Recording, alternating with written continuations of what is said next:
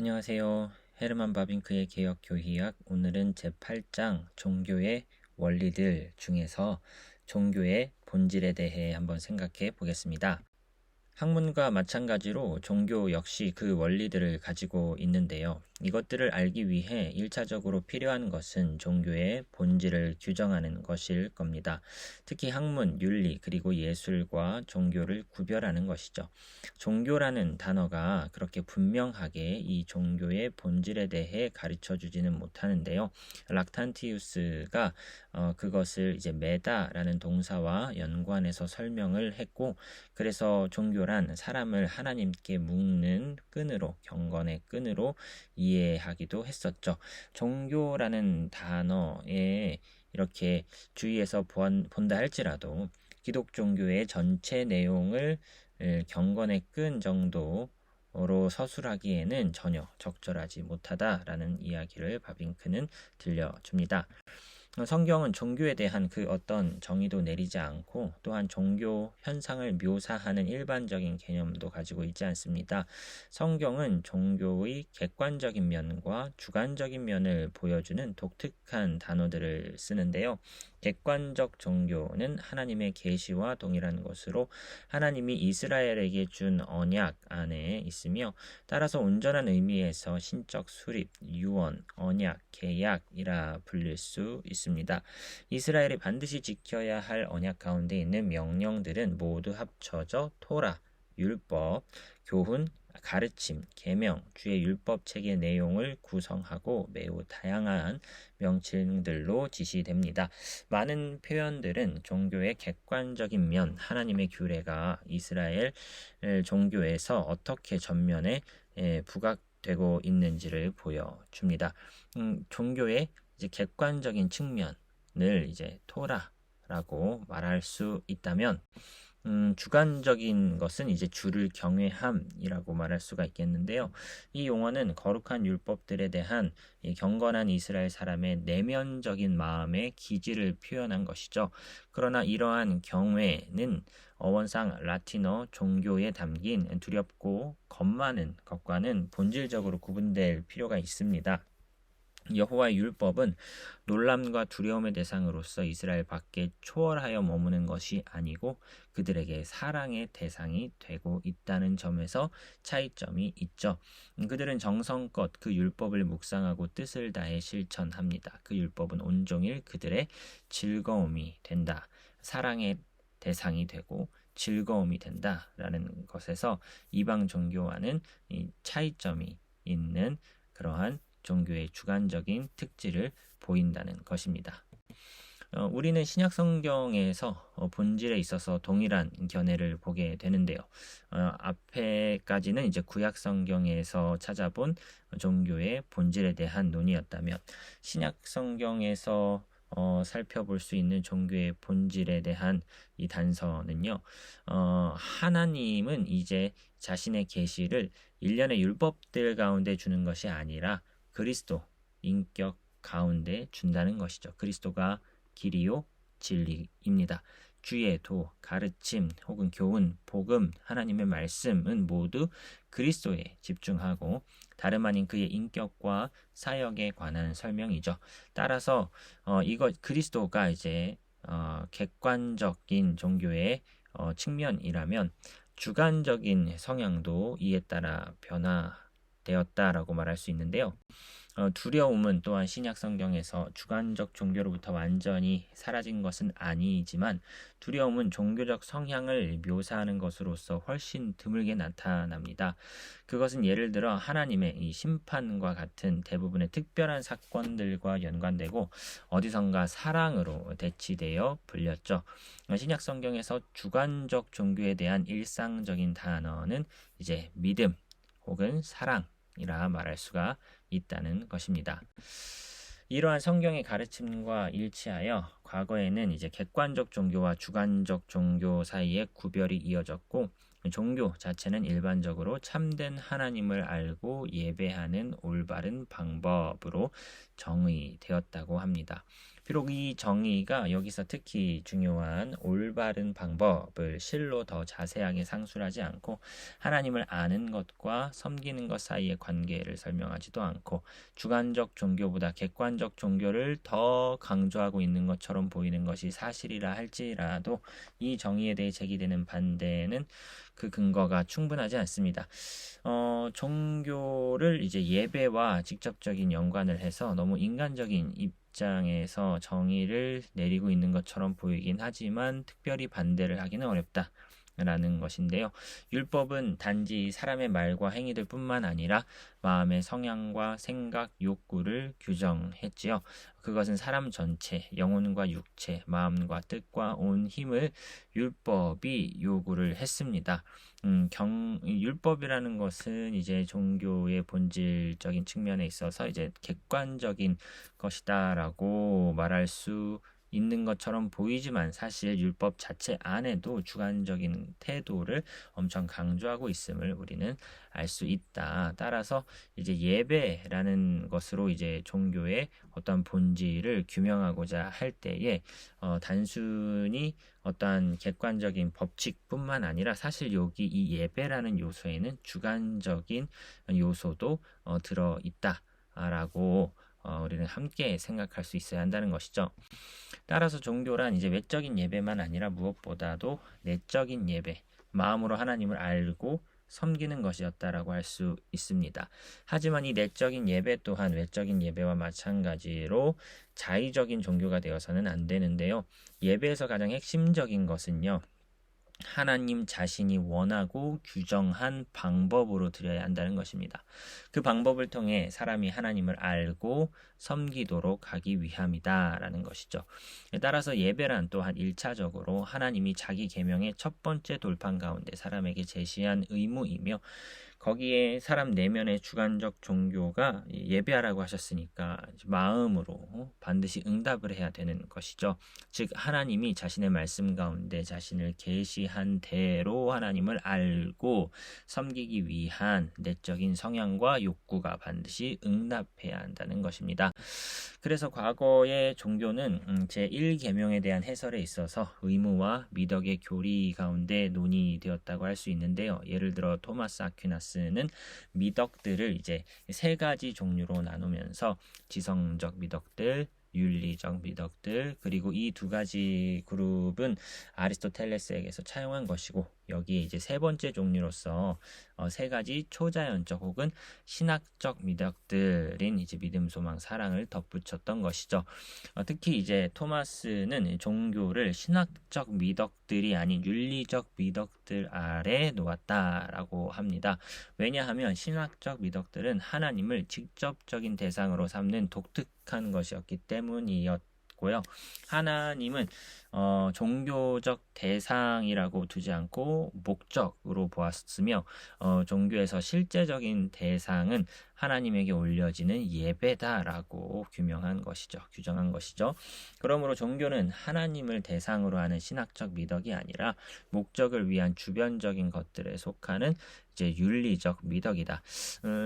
하나님을 대상으로 하기에는 너무나 이제 초월적인 분으로 이제 인지를 한 것 같습니다. 따라서 이제 종교는 이제 윤리적인 측면을 다루고 있다라고 이제 규명한 것이죠.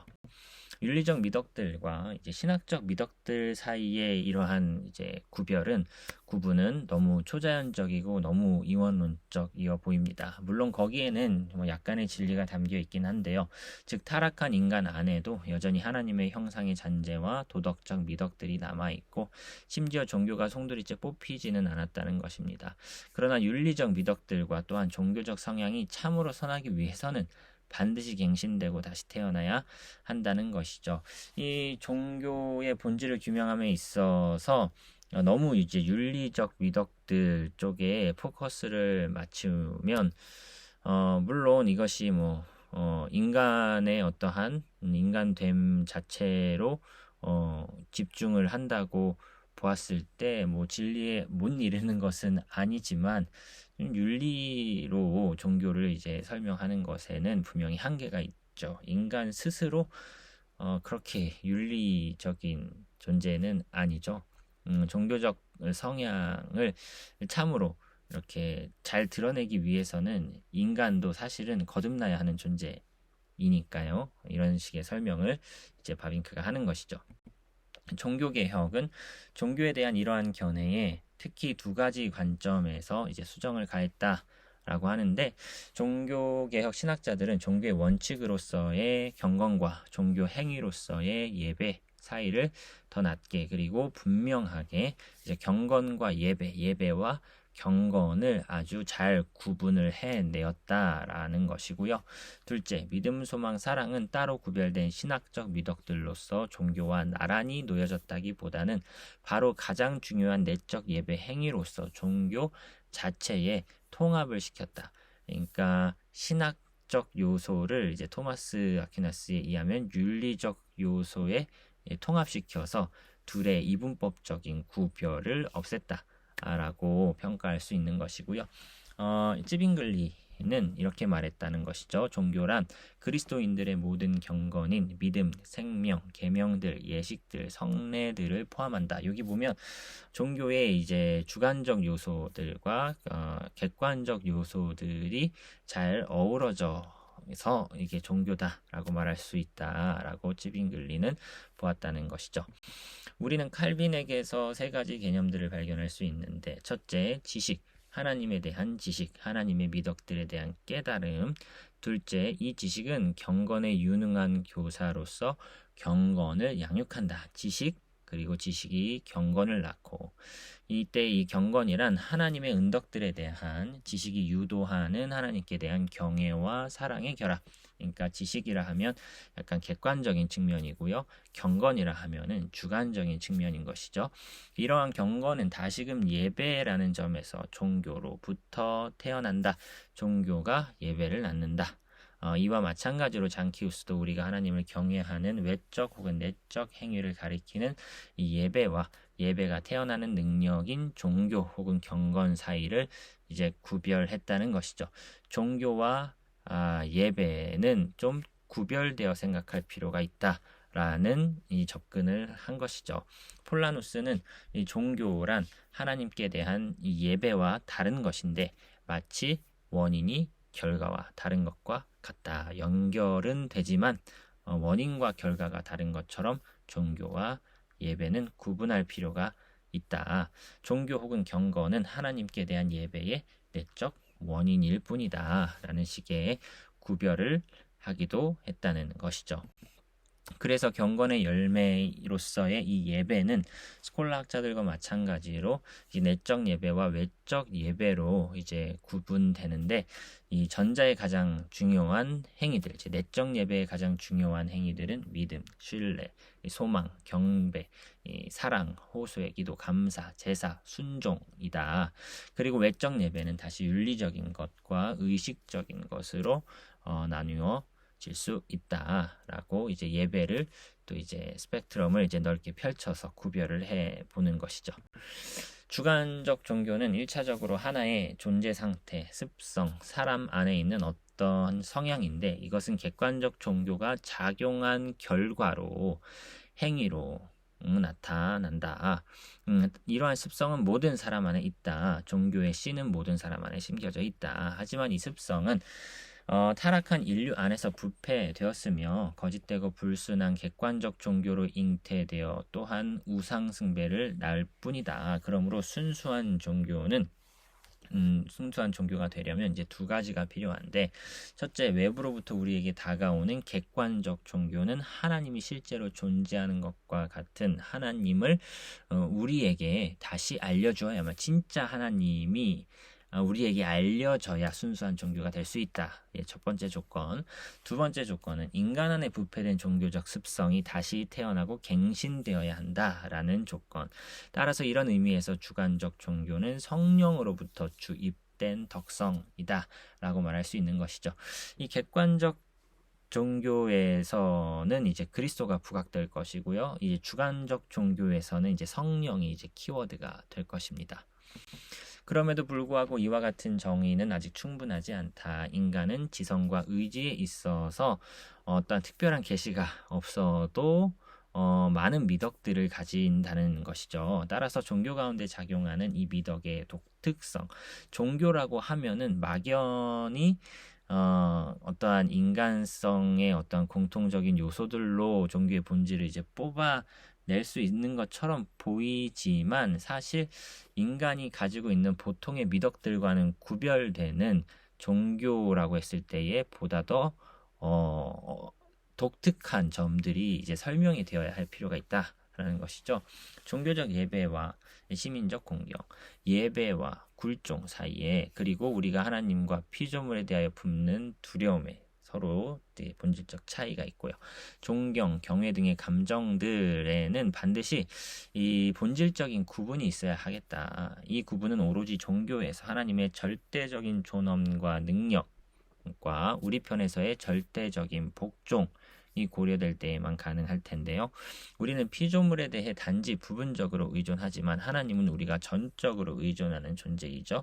모든 면에서 우리의 생사 화복을 결정짓는 존재가 하나님이죠. 그래서 단순히 이제 인간 안에 있는 어떠한 두려움의 요소로 이제 신을 유추하는 그런 것은 이제 유추는 할 수 있을지 몰라도 그 두려움의 어떠한 차이가 굉장히 본질적으로 사실은 다른 두려움이다. 어, 의존한다 했을 때도 상당히 피조물을 우리가 의존을 하는 것과 절대자이신 하나님께 우리가 의존하는 것과는 또 본질적인 또 의존이다. 차이가 나는 의존이다라고 보아야 한다는 것이죠. 특히 슐라이어마허는 종교를 절대 의존 감정으로 묘사를 하죠. 절대 의존 감정. 그에게 있어 의존이란 범신론적으로 이해되어 객관적으로는 단지 온 세상과 연관을 가지지만 이 주관적으로는 이제 감정에 제한되는 것이다라고 이제 바빙크가 설명을 해주는데 조금 탁 와닿는 설명은 아닌 것 같아요. 저의 수준으로는 어쨌든 그럼에도 불구하고 슐라이어마허의 정의에는 중요한 진리의 요소가 담겨 있다. 인간을 종교적 존재로 만들고 종교에 다가서게 하는 것은 하나의 의식으로 인간은 자신이 처한 형편에서 다른 모든 관계와는 본질적으로 다른 하나님과의 관계를 갖는다는 의식이 있다는 점에서 이 슐라이어마허를 조금 긍정할 수 있다는 것이죠. 이 피조물적 의존은 종교의 본질이 아닐지라도 종교의 토대라고 말할 수는 있겠다. 우리가 이제 종교의 본질을 규명하는 데 있어서 절대 의존 감정이라는 요소가 분명히 있기는 합니다만 그것을 종교의 본질이라고 말할 수는 없겠고 일단 이제 종교의 어느 정도 토대는 될 수 있겠다라고 바빙크는 일부 긍정하는 표현을 해주고 긍정하는 평가를 슐라이어마허에게 내려주고 있는 것이죠. 성경은 모든 사람과 모든 종교 가운데 발견되는 주관적 종교의 본질을 탐구하지 않습니다.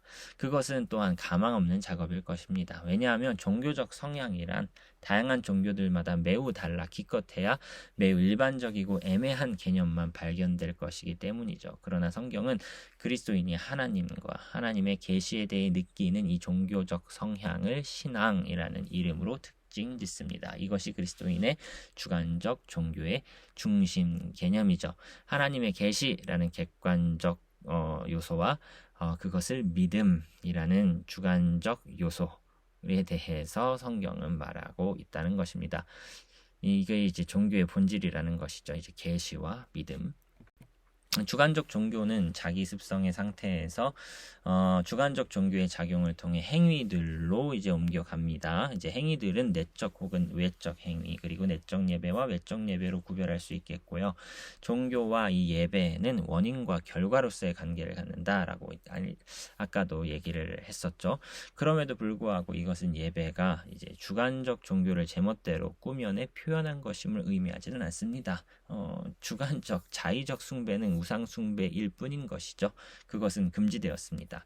여기서 반율법주의적 제세례파와 율법주의적 로마교는 회피되어야 한다라고 하면서 자의적 숭배를 하고 있다라고 이제 돌려서 비판하고 있는 것 같습니다. 오직 하나님만 자신이 어떻게 섬김을 받기 원하는지 규정한다. 이것이 아주 중요한 포인트라 말할 수 있죠. 이렇게 말을 해야 이제 객관적 계시가 중요하다라는 말을 하고 그것을 토대로 우리는 마땅한 이제 신앙적인 반응을 보여야 된다라는 논리로 또한 이어지는 것인데요. 성경은 하나님의 계명 가운데 행하고 하나님의 규례들을 준수할 것을 아주 강조했습니다. 특별히 이제 예배의 방법에 대해서 특별히 강조했다는 점을 여기서 드러내고 있죠. 그리고 하나님은 그렇게 바르게 예배하는 인간들이 될 수 있도록 거듭나게 해 주신다라고도 말할 수 있겠습니다. 내적 예배에는 신앙, 신뢰, 두려움, 사랑, 기도, 감사 등의 행위를 포함하고요. 외적 예배는 신앙 고백, 기도, 찬송, 설교와 성례, 맹세, 금식, 철야 등에서 나타납니다. 따라서 외적 예배는 부분적으로 윤리적이고 부분적으로 의식적이며 또다시 개별적이거나 공동적일 수 있죠. 공동체적 공적 예배는 교회 규칙들에 규정되어 있습니다. 이 모든 종교적 행위들 가운데 절대적 의존에 대한 의식은 종교적 근본 사상이며 고무적인 요소다라고 아까 슐라이마허의 절대의존 감정을 조금 긍정했듯이 여기서도 비슷한 표현을 하고 있는 것을 관찰할 수 있습니다. 종교의 본질은 다른 데 있는 것이 아니라 오로지 하나님이 무엇보다도 하나님으로서 영광을 받고 칭송을 받는 데 있다. 이것을 결핍한 모든 종교는 하나님의 영광에 전혀 미치지 못하며 마찬가지로 참된 종교가 될 수 없다. 한편 참된 종교는 인간의 심성에 달려 있는데 한편으론 창조자, 구원자, 거룩하게 하는 자로서의 하나님에 대한 자신의 절대적 의존을 깊이 깨닫는 데 기초하며 다른 한편으로는 하나님의 모든 규례들을 정직하게 준행하려고 추구하는 데 있다. 하나님께 영광을 돌린다. 그리고 거기에 참되게 순종함으로 반응한다. 라는 것이 이제 종교의 본질이다라고 말할 수 있다는 것이죠. 종교에 대한 이러한 견해는 최근에는 이제 전혀 다른 자리를 제공했다라고 하면서 최근의 경향들을 살펴보며 비판하는 논지로 넘어가는데 때때로 그리고 과거에도 역시 예를 들어 이슬람의 철학자 아베로에스는 종교란 오로지 평범한 대중들을 위한 것이며 지성인들은 그다지 필요를 느끼지 않는다. 모든 종교는 동일하다. 라는 의견을 피력하기도 했었다고 합니다. 그러나 그러한 생각들은 개인적인 성격을 지닌 것이지 종교들의 비교 연구에 근거를 둔 것은 아니었습니다만 19세기에서는 종교들의 비교 연구를 통해서 종교의 본질을 규명하고자 하는 변화적 운동이 일어났다. 종교 개혁 후 교회들이 앞다투어 이제 신앙 고백서 그리고 종교적 운동들이 이제 지속적으로 이제 나타나기 시작하자 이미 많은 학자들은 그러한 특정한 것에 주목하기보다는 보편적인 것이 무엇이냐. 사도신경 혹은 합리론적 3요소, 이제 하나님, 미덕, 불멸이 이제 종교의 본질이 아니겠느냐는 식으로 보편성을 추구하는 시도들이 일어났는데요. 이제 칸트와 슐라이어마허는 더 거슬러 올라가 종교를 윤리적 행위의 한 형태 혹은 감정의 한 특질로 여겼죠. 이로써 무게중심이 이제 계시라는 어떤 객관에서 인간이 무엇을 느끼고 체험하느냐라는 식의 이제 주관으로 무게중심이 옮겨졌다는 것이죠. 주관적 종교는 객관적 종교로부터 완전히 분리된 시대가 19세기부터 펼쳐졌다는 것입니다. 종교에 대한 이러한 철학적 견해는 놀랄만한 역사적 시야의 확대를 통해 그리고 언어, 도덕, 관습 등의 영감만 아니라 다른 민족들의 종교에 대한 엄청난 재료들의 수입을 통해 이제 증진되었다. 여러 이제 나라들, 여러 대륙들의 종교들을 관찰하면서 본질을 뽑아내겠다 하는 열망이 이제 증가되었다는 것이죠. 이러한 종교들을 연구, 분류, 평가할 학문이 필요했는데 마침 헤겔은 1821년 이후 종교 철학에 관한 자신의 강의를 통해 그 출발을 계시하고 촉진하였다라고 바빙크는 평가합니다. 이제 이 새로운 학문의 의도는 1차적으로 이제 비교 종교학에서 모든 종교들을 완전히 객관적으로 공정하게 어떠한 교리적 전제도 없이 귀납적으로 연구하려고 한다는 것이죠. 했다는 것이죠. 이러한 점에서 뒤따라야 할 방법에 대한 중요한 차이가 즉각적으로 드러났는데 어떤 학자들은 역사적 방법을 옹호하여 종교적 현상들에 대한 역사적 비교 연구로부터 종교의 본질을 확립하기를 원했죠. 하지만 이 방법은 모든 종교에 대한 비교 연구가 실행 불가능한 작업이라는 점에서 심각한 반대에 직면했다. 아무리 많은 자료들을 수집했다 하더라도 모든 자료를 수집할 수는 없는 것이다라는 어떠한 한계에 직면했다는 것이죠. 무엇보다도 사람이 종교의 본질을 추구하는 종교들 가운데 있는 종교적 성향은 가장 깊이 숨겨져 있어 사실상 거의 발견되지 않는다. 종교를 이제 종교적 사례들을 관찰하는 방법이 아니라 이 사람 내면에 있는 어떠한 그러한 종교적 성향에 또 집중해야 되지 않겠느냐 해서 역사적 방법 플러스 이제 심리적 방법이 필요하다고 여겨지면서 종교의 본질을 심리학적으로 해설하려고 하는 움직임이 또한 덧붙여진 것이죠. 따라서 그들은 또한 종교학 연구자는 종교적인 사람이어야 하며 그러한 사람으로서 종교적 형상들을 관찰하고 평가해야 한다고 기대했습니다. 역사적 요소와 이제 심리적 요소가 이제 결합했다는 것이죠. 하지만 그 방법은 종교의 본질 자체, 즉 종교의 존재 이유와 그 가치의 확립이라는 의미에서 종교의 본질에 대해서는 아무것도 말해주지 않는다. 역사적이고 심리학적인 방법 또한 충분하지 않다. 세 번째 자리에 반드시 종교의 타당성과 가치 따라서 또한 종교적 개념들과 행위들의 타당성과 가치를 밝혀주는 철학적 혹은 형이상학적 방법이 추가될 필요가 있다. 종교의 존재 이유와 가치 확립을 이제 논하는 데 있어서는 역사적 증거와 이제 심리학적 이유만으로는 설명할 수 없고 철학적 혹은 형이상학적 방법론이 필요하다라고 말하고 있는 것이죠. 일반적으로 이러한 종교학의 타당성과 이 가치에 대해서 의견 차이가 거의 없다. 역사적 방법, 심리학적 방법, 철학적 혹은 형이상학적 방법으로 종교학을 연구하는 것 어느 정도 타당성과 가치가 있겠으나 주목해야 할 요점들은 다음과 같다. 첫째, 이전에 우리가 교의학에서 종교사적 방법을 논의할 때 이미 밝혀진 사실로서 다양한 종교들을 연구할 때 그 종교들에 대한 전적으로 객관적인 태도란 이론적으로 정당화될 수 없고 실제적으로 고수될 수 없다. 객관적인 태도는 그죠? 상상에 불과한 산물이라고 말할 수 있고요. 오직 종교적인 사람만이 종교적 현상들을 연구, 평가하며 그 고유한 의미를 이해할 수 있다라는 거 하나 기억해야 되겠고요. 예를 들어 종교의 개념에 내재된 사실은 이제 하나님이 존재하며 이런저런 방식으로 자신을 계시했으며 따라서 우리가 어느 정도 알 수 있는 분이다라는 점을 전제한 상태에서 이 종교의 연구가 들어가야 한다는 것이죠. 이 확신은 이것을 붙들고 있는 자에게 가설이 아니라 종교와 더불어 성패가 달린 하나의 진리입니다. 이제 믿지 않는 사람, 하나님의 존재를 믿지도 않고 하나님의 계시의 가능성도 믿지 않는 사람이 어떻게 종교를 연구할 수 있느냐?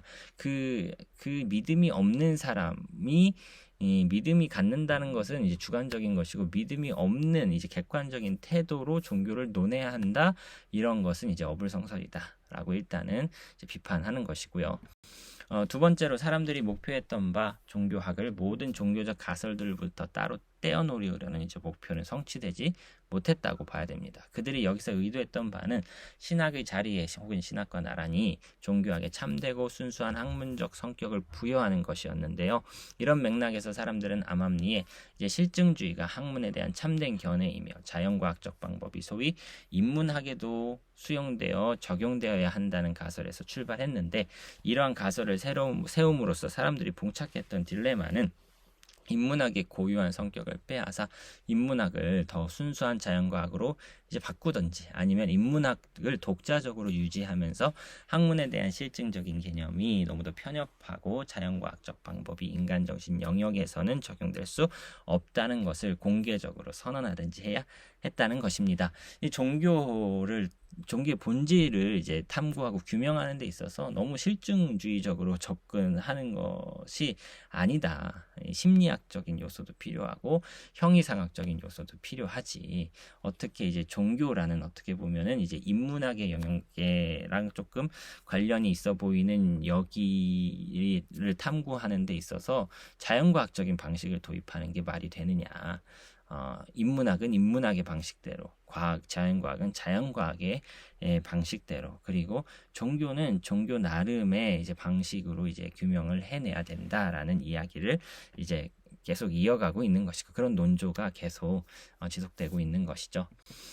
규범들은 있는가, 혹은 진리는 실제와 일치하는가, 아니면 고유한 영역으로서 초월하는가, 이 철학적 문제를 여기서 취급할 수는 없으나라고 하면서 각주가 달리기를 이제 헤르만 바빙크의 이제 기독교 세계관을 참조해 볼 것을 얘기하고 있는데요.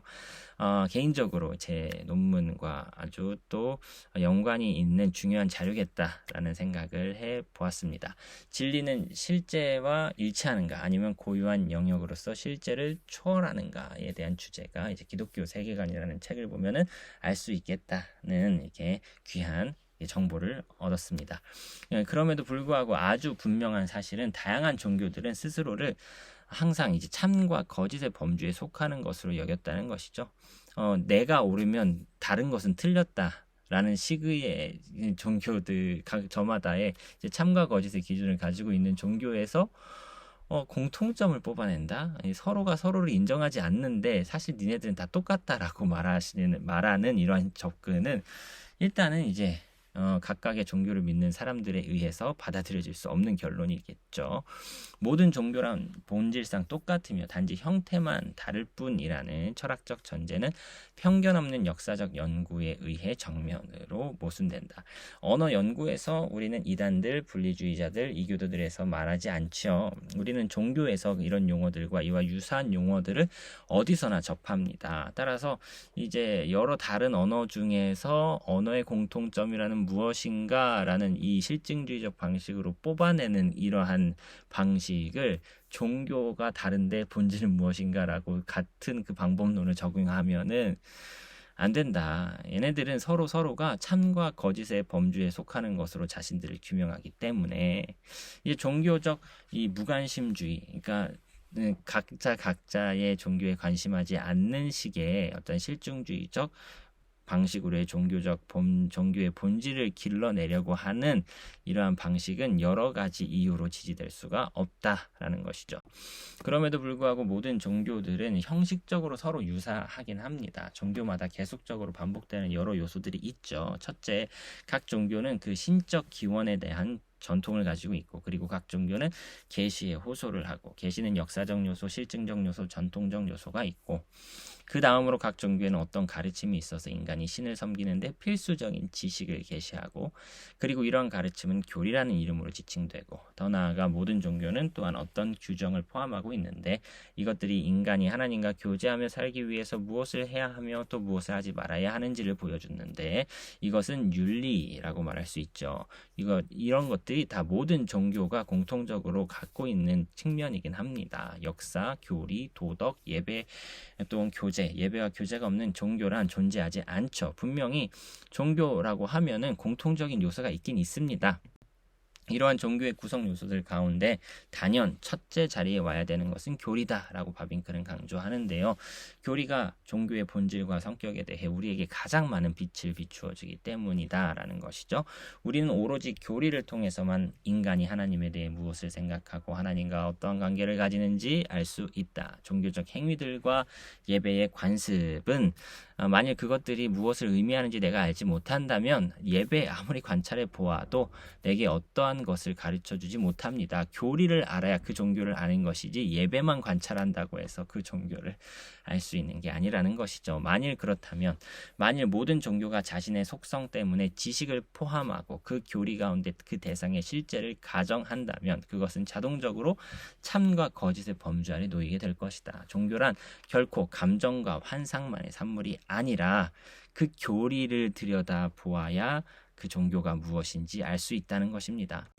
이런 입장에 따라 객관적 종교는 사실상 종교들 가운데 종교 철학이 일반적으로 인정하는 것과는 전혀 다른 위치를 차지하는데, 종교 철학은 이것을 단지 하나요 동일한 생명이 다양하게 바뀌는 표현들로 여기고, 일반적으로 종교적 생명이란 무엇보다도 그 객관적 종교의 영향 하에 발전한다는 사실을 보지 못하는 것이죠. 학자들이 이 주관적 종교에서 예배, 어떠한 인간 중심의 어떠한 그러한 이제 예배 같은 것들을 통해서 관찰을 하면서 여기에서 종교의 본질을 규명하고자 하는 이러한 방식은 학자들이 주관적 종교에서 출발하여 종교의 본질을 규정하고 다양한 종교들 가운데서 다름 아닌 종교적 생명의 변하는 형태들과 중립적 표현들을 보고자 하는 것은 역사와 심리학에 맞지 않습니다. 위배됩니다. 주관적 종교는 기존의 종교적 개념들과 관습들을 수정하고 종종 새로운 생명을 가지고 그 개념들과 관습들이 활기를 띠게 하기는 합니다만, 그 개념들과 관습들이 종교 자체를 산출하는 것은 아닙니다. 예배가 종교 자체를 산출하는 게 아니라 무언가가 먼저 있어서 예배가 있는 것이죠. 그 종교 자체가 기존의 종교의 영향과 활동하에 일깨워지고 발전하는 것이죠.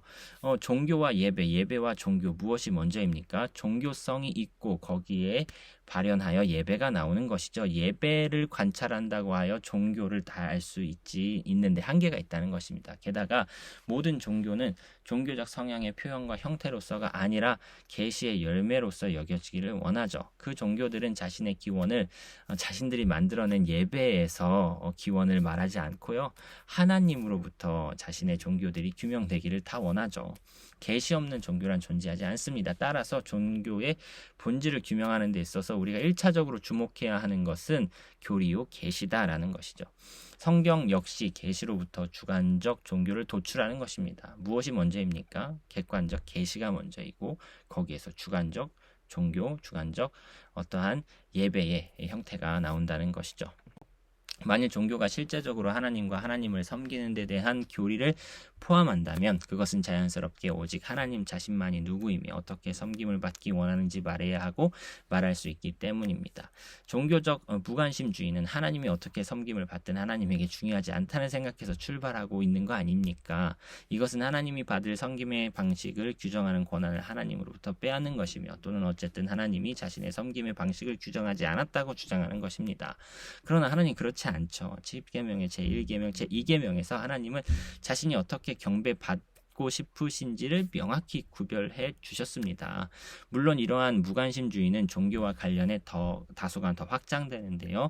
혼합주의는 교회적 신앙 고백서를, 이신론은 모든 실증적 종교를, 현대 철학은 모든 객관적 종교를, 그리고 윤리적 독립은 모든 종교적인 것을 중요하지 않은 것으로 여기는 어떠한 운동들로 번져갔다라고 바빙크는 통찰력 있게 지적해 줍니다.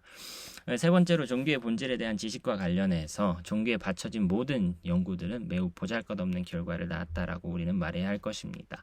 이 말은 그 연구 자체가 전혀 가치 없거나 심지어 열매가 전혀 없다는 것을 주장하려는 것은 결코 아니고요.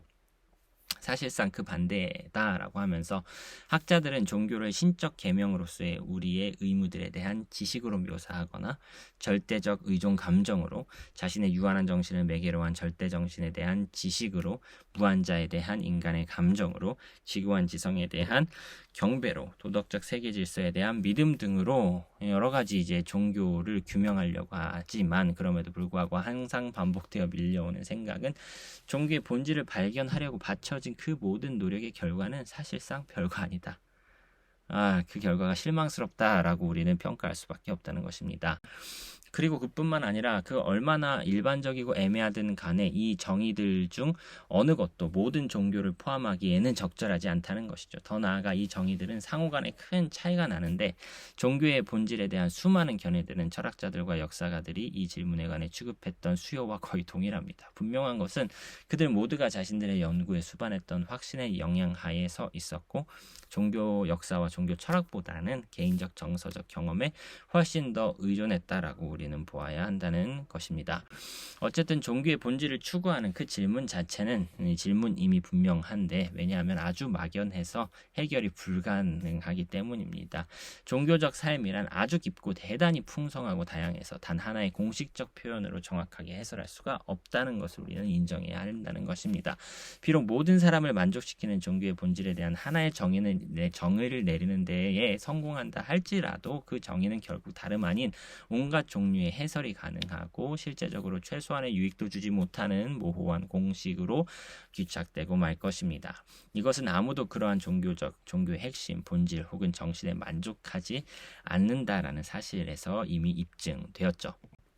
교의학이 물론 학문이지만 그럼에도 불구하고 그 명칭은 종교학과 동일한 수준으로 여겨질 수 없는데, 왜냐하면 개인적인 신앙생활의 토대에 기초하기 때문이다.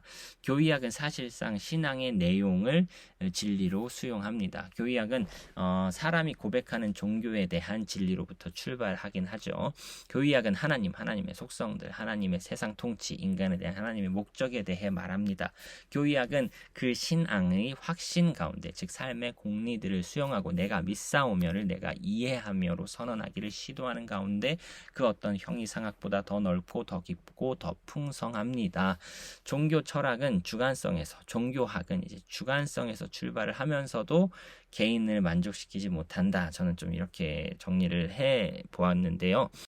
교의학이 수용하는 신앙의 내용은 종교적 인간이 소유한 진리에 대한 가장 심오할 뿐만 아니라 가장 숭고한 의식으로서도 나타납니다. 신앙은 스스로 확신을 갖고 나는 진리를 가지고 있다고 증거하며 필요한 곳에서 내가 발견했다고 말하며 모든 학문과 철학에 저항합니다. 교의학만의 어떠한 독특한 이 신앙과 관련된 것들을 다시 한번 바빙크는 강조하고 있습니다. 우리가 고백하고 우리 영혼의 구원이 달려있는 이 신앙으로 말미암아 요청하는 바, 현대 실증주의적 학문은 스스로를 수정하고 종교와 기독교, 신학과 교의학의 현상들과 학문들이 정당하게 차지하는 위치를 거부하지 말아야 한다라고 하면서 이 종교의 본질 부분을 마무리합니다. 오늘의 내용 결론입니다. 종교의 본질을 여러 현상들을 관찰함으로 얻고자 규명하고자 하는 실증주의적 방식은 매우 실망스러운 결과를 낳았다. 각 종교는 저마다 참과 거짓의 문제를 다루고 있죠. 저마다의 교리를 가지고 있다는 것입니다. 각 교리는 하나님이 어떠한 분이신지, 어떻게 예배해야 하는지에 대한 지식을 담고 있으며 이는 반드시 계시에 의해 알려진다고 인정을 하면서 종교의 본질에 접근해야 한다. 종교의 본질에는 이제 계시와 또한 신앙이라는 것이 참된 종교의 본질이다라고 정리해 볼 수 있겠습니다. 긴 시간 동안 수고 많으셨습니다. 다음 시간에 또 인사드리도록 하겠습니다. 수고 많으셨습니다.